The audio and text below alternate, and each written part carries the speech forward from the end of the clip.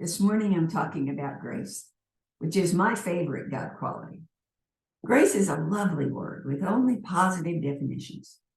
It can time to complete a task or make a payment called a grace period.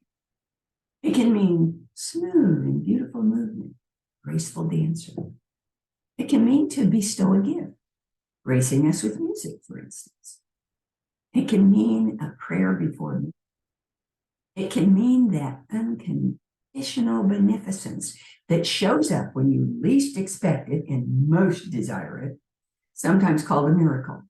I call that one a God wink from my very first practitioner, Judy Whitcraft. Another way to look at this is that grace is what we use to refill our pitcher, because you can't pour anything out of an empty pitcher.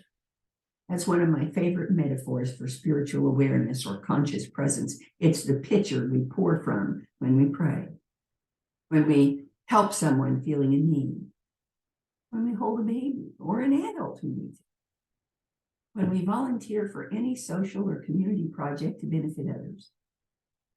It is also the pitcher we pour into our own hearts when they hurt. The most common problem with folks who live in service to a church or a community or even a broader cause is that we don't check the pitcher anywhere near often enough. So we don't always notice when it's empty, when we just keep trying to pour. Eventually, we recognize that emptiness, and it's a blessing to know we can refill the pitcher with grace. It's as easy as turning on the tap. Just stop, open your heart, and listen. The gentle flow of unconditional, unlimited, constant love that is always waiting for our acceptance. That is grace. Grace is the quality of spirit that holds your hand when you're frightened. It keeps you company when you're lonely. It reminds you of your preciousness when you feel it. The amazing thing about grace is that being a God quality, it is infinite, eternal, unconditional, and instantaneous. It is always available. A colleague of mine once told me that he saw grace as spirit's electricity.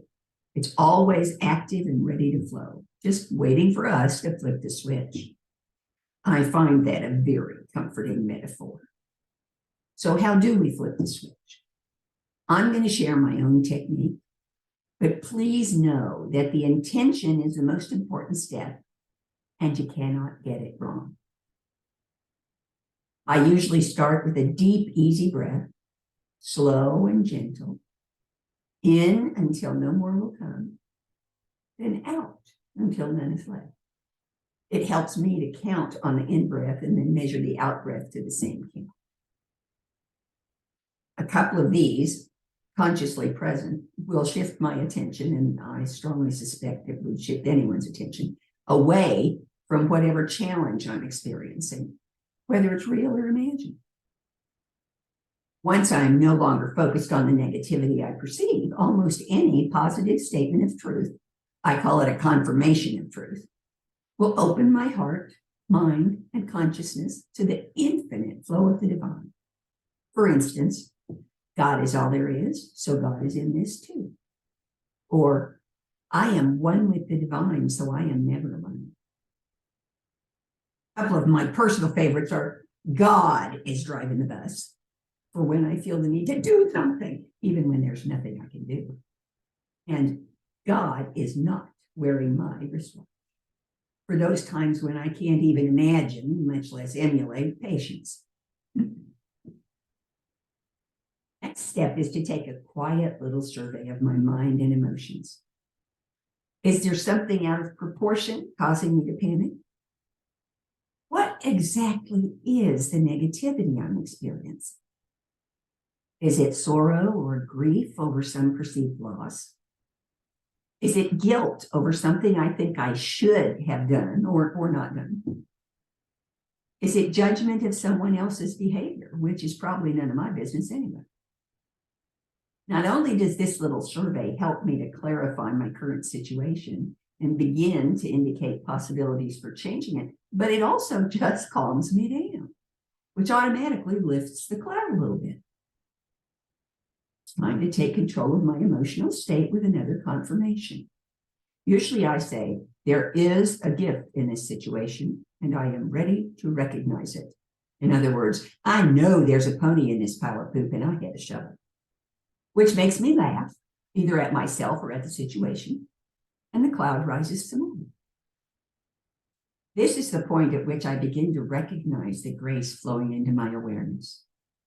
It looks a little bit like a shift in my self-image, from frazzled to calm, from frightened to confident, from hurt to healing.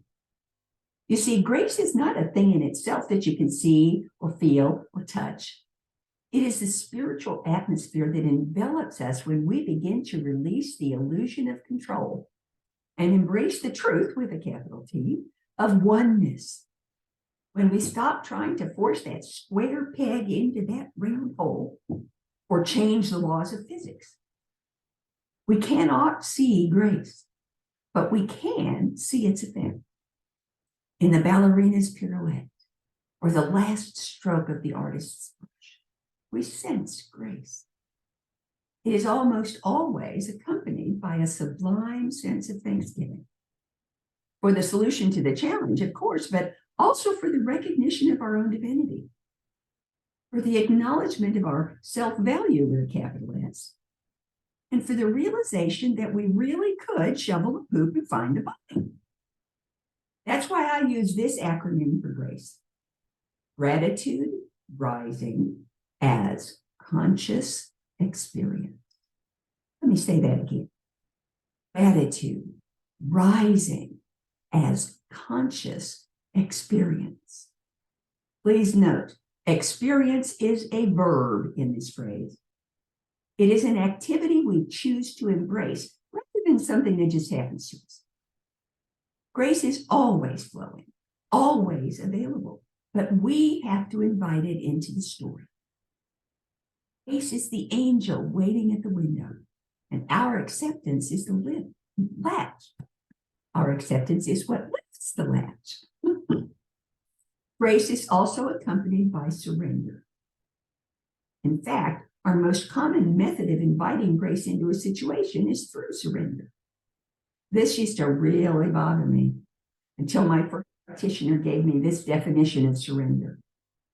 Surrender is simply moving over to the winning side. It just completely removes all negativity from the term, don't you think? So here's a little story from my own journey with grace. And yes, it really did start with surrender. About 2 years ago, over the course of 2 weeks, I found myself dealing with the deaths of my best friend and of my baby sister. I lived at the time in 2 hours from Everything, Arkansas, and had to drive to Lincoln, Nebraska and Kansas City, Missouri for the 2 services. Significant to note that I lived in 2 hours from Everything, Arkansas by myself with 3 dogs and a cat, running a rural retreat center without any staff. I had been doing that for 4.5 years since my husband's sudden death from cancer. I was dedicated and determined in the face of an unfriendly population and financial distress. I was also very lonely and discouraged. Those 2 trips put me in close contact with people who knew my truth with a capital T and believed it with me. And who Then I went back to 2 hours from Everything, Arkansas. Determination was challenged. So, knowing that God really is driving the bus, I prayed. God, I came here in answer to your call, and I will stay as long as this is where I can serve you best. But if I could go home and still be serving your highest purpose, I would really appreciate it. And I let it go. 3 days later, my nearest neighbor, 3/4 of a mile away, called to tell me she had realized that I would never be accepted there and was therefore destined to fail, and to suggest that I sell her my place where I would be welcome. I told her God had brought me there and I would stay until God told me to leave. Then, drama alert, I cried myself to sleep. When I called my prayer partner the next day to whine about the neighbor, my prayer partner stopped me dead in my tracks, reminding me about the old joke where an elderly man in the Ozarks declines 3 rescues, a rowboat, a speedboat, and a helicopter, and drowns in a flood. She said, "This sure looks like a rowboat to me." I wasn't quite convinced, so I calculated a price so high I knew the neighbor couldn't possibly accept it. And then when she called and I gave her the price, she said, "Hey," just like that.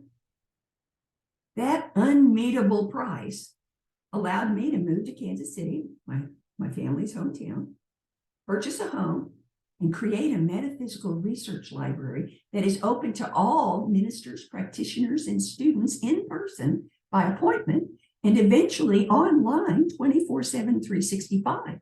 A goal much wider than the retreat center I thought I was supposed to run, and reaching many more people. All I had to do was surrender my stubborn focus on my vision and shift my perspective just a little bit to Spirit's vision. And grace just poured in to smooth the way. That's how I came to be here talking to y'all today. I could talk about this for a long time. It's one of my favorite topics. But I believe words can only take us so far. And then we need to actually practice. We need to experience what we study so that it can become real in our lives. So now I invite you to let go of anything in your lap or in your hands. Relax as much as possible without falling asleep. And trust your chair to support you so that we can do a little visualization on grace. First, I ask you to call to mind some current challenge in your life. It can be large or small, but it needs to be current. Next, we begin with a soft, deep, easy breath. Inhale slowly until your chest is fully expanded. Then equally slowly, exhale completely. Then in, 2, 3.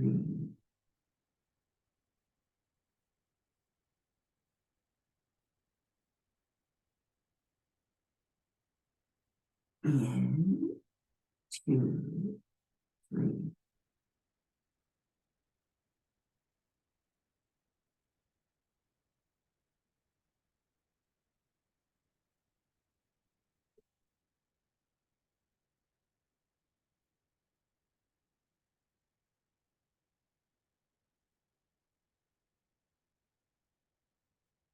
On the next breath, choose your confirmation statement. You can use one of mine. God is all there is, so God is in this too. For I am one with the divine, so I am never alone. Or better yet, create your own. Your mind accepts most readily statements that sound like something you would actually say. Repeat it until it resonates in your whole being, over, over, over again. Now picture that challenge as a puzzle made out of Legos or wooden blocks. At first, it's just a jumble of shapes, but then we start to explore the pieces. Are they emotions? Are they based on guilt or loss or judgment? Even being moved into piles that you can organize by recognizing their basic forms. Emotions could be red squares. Guilt could be green logs. Loss could be yellow bricks. Judgment could be black discs. Now separate the piles by what's real and what is imaginary. Maybe you did lose a job, but you did not lose your skill. Maybe you did say something unkind that you can't take back, but you can still apologize. Maybe your choice was unwise, but you can always choose again. It's time to take control with another confirmation statement. And again, you can use one of mine, like there is a gift in this situation and I am ready to recognize it.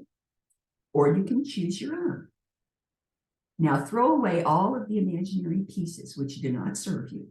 That's the poop.